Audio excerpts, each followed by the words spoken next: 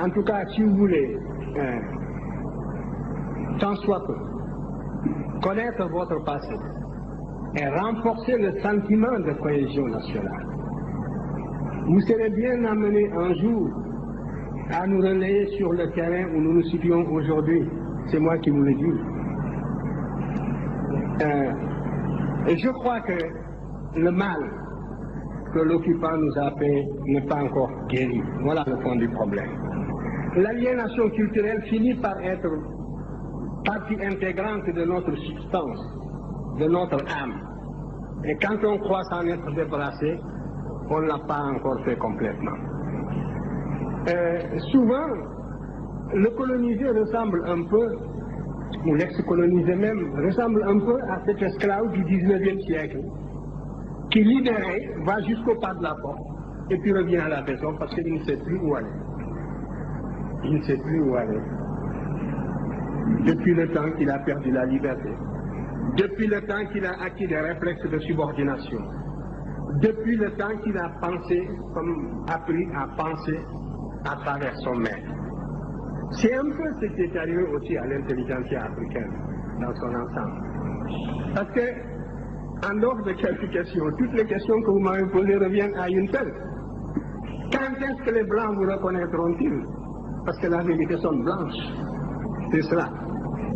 Mais c'est dangereux ce que vous dites. Parce que si réellement l'égalité intellectuelle est tangible, l'Afrique devrait, sur des thèmes controversés, être capable d'accéder à la vérité par sa propre investigation intellectuelle, se maintenir à cette vérité jusqu'à ce que l'humanité sache que l'Afrique ne sera plus frustrée, que les idéologues perdront leur temps parce qu'ils ont rencontré des intelligences égales qui peuvent leur tenir tête sur le plan de la recherche de la vérité. Mais vous êtes persuadé que pour qu'une vérité soit valable et objective, il faut qu'elle tombe blanche. Mais ça, c'est un repli de notre âme qui doit disparaître. Et ce sont justement les Blancs qui vont nous y aider.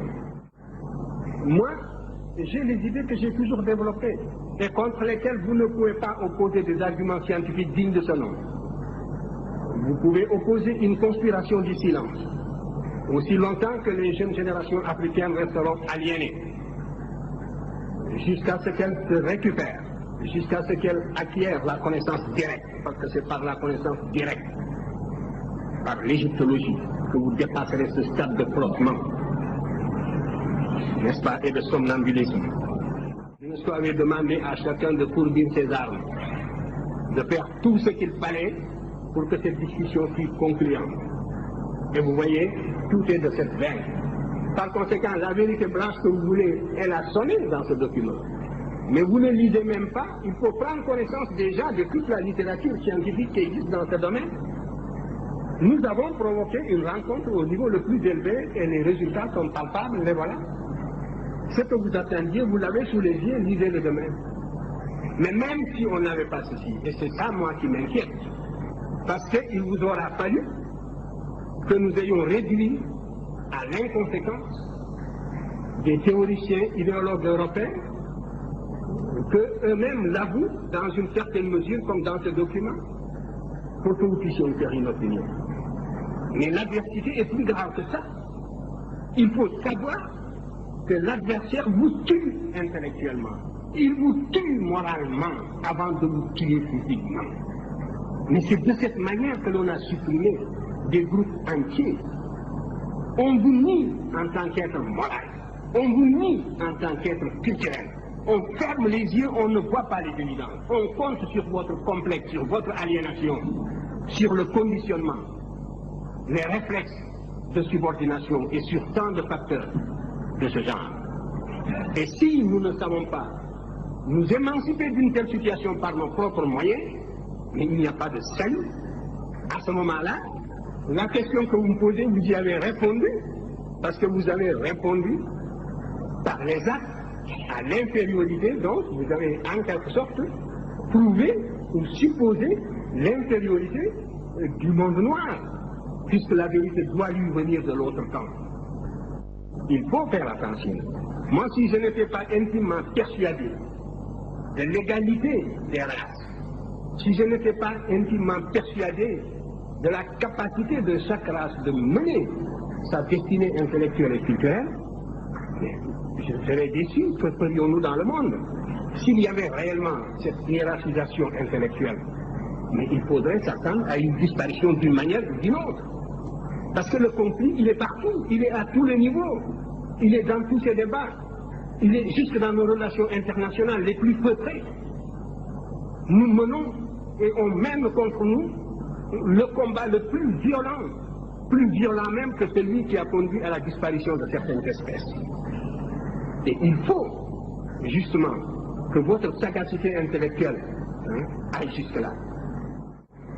Ce que j'ai dit un peu dans la préface de Obenga, c'était cela, que par la connaissance directe, l'Afrique doit être capable de saisir une vérité, de savoir qu'elle est en possession d'une vérité, quel que soit le domaine d'ailleurs.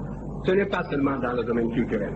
Et de se maintenir au niveau de cette vérité en prenant des mesures conservatoires jusqu'à ce que tout le monde joue le même jeu, jusqu'à ce que l'on sache que la supercherie est finie. On n'a plus affaire à des enfants ou à des nouveau-nés.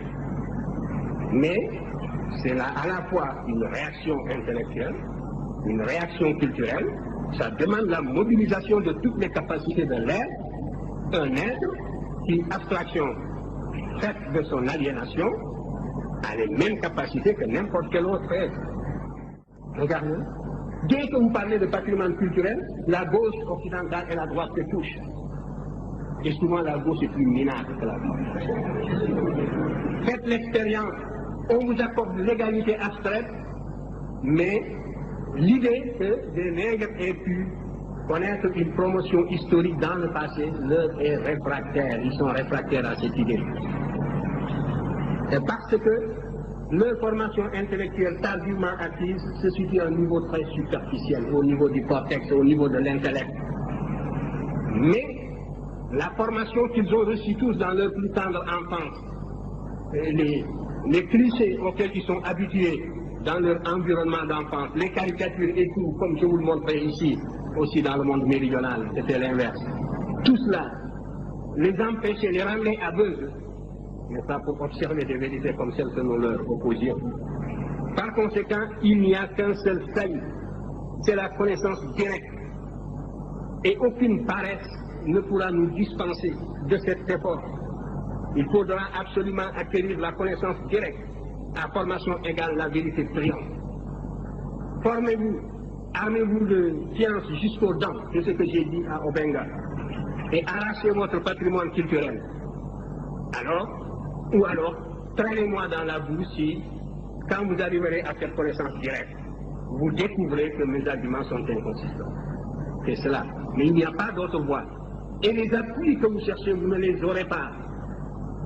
Parce que c'est un monde, c'est un univers d'idéologues que vous aurez en face de vous. Et vous croyez que si la vérité était palpable, on l'accepterait. Je suis revenu de ces illusions. Regardez la deuxième partie justement d'antériorité où j'ai répondu aux critiques. Et j'ai dû même ménager des intellectuels de gauche qui avaient un peu servi l'Afrique. Je pouvais les scier en deux, comme on dit. Et ils ont dit que je me suis arrêté à mi-chemin dans mon argumentation parce que c'était catastrophique. Et ainsi de suite. Alors donc ici, le poids des arguments, c'est du côté africain. Je regrette. Vous savez parfaitement que quand j'écrivais National, et bien après, 20 ans après, et si on voulait faire une carrière universitaire normale, il ne fallait pas s'approcher de nous. Vous le saviez. Il ne fallait pas nous citer, etc. C'est en sachant tout cela aussi que j'ai pris mes responsabilités. Et vous aurez tous les éléments justement pour porter un jugement. Je savais parfaitement ce que je faisais. Pour moi, l'enjeu, c'était la prise de conscience de l'ensemble des générations africaines à venir, non pas sur la base du mensonge ou de l'idéologie, mais sur la base d'une vérité scientifique strictement retrouvée. Il nous appartient de voir si moi j'ai pris des libertés par rapport à cette vérité, n'est-ce pas? Si j'ai pris des libertés par rapport au fait, avec le recul du temps, si aujourd'hui cette littérature impose du respect, c'est parce que, précisément, on s'est aperçu que contre toute attente, je n'ai pas été coupable d'un tel péché. C'était très facile à l'époque coloniale. Pour les théoriciens de talent du colonialisme de l'époque, des ethnologues que je ne veux pas citer, ça leur était très facile de tourner en dérision cette littérature naissante devant des jeunes esprits en formation. L'inconsistance de la formation intellectuelle des générations africaines de l'époque ne permettait pas d'avoir une vue claire là-dessus, et c'était très facile de prendre les Africains de court et de les détourner de cette littérature, de les court-circuiter en quelque sorte, avec des menaces, n'est-ce pas, à peine voilées aussi. On vous disait, si vous suivez Cheikh Anta, eh bien, vous pouvez mettre une croix sur votre carrière. On vous menaçait de tous les poudres du monde, etc. Vous le saviez bien. Mais je savais aussi que la seule chose qui était importante, c'était de dégager cette vérité, parce que c'est ce qui permettrait de réconcilier les civilisations africaines avec l'histoire pour rendre possible la recherche dans le domaine des sciences humaines. Méfiez-vous. Je vous dis, moi, que tant que vous n'aurez pas compris ce que j'ai dit cet après-midi, ce soir, et tant que vous n'aurez pas réévalué ces arguments pour réconcilier cette Afrique avec l'histoire, les recherches que vous faites en sciences humaines sont presque inutiles. Parce que je vous défie de bâtir un corps de sciences humaines, vous ne le pourrez pas. Même dans les domaines les plus futuristes, vous ne le pourrez pas. Les aspects qui s'orientent le plus vers l'avenir dans la civilisation occidentale plongent leurs racines dans l'antiquité gréco-latine. Mon attitude n'est pas une attitude passéiste de quelqu'un qui se délecte du passé. Toute mon activité est tendue vers l'avenir.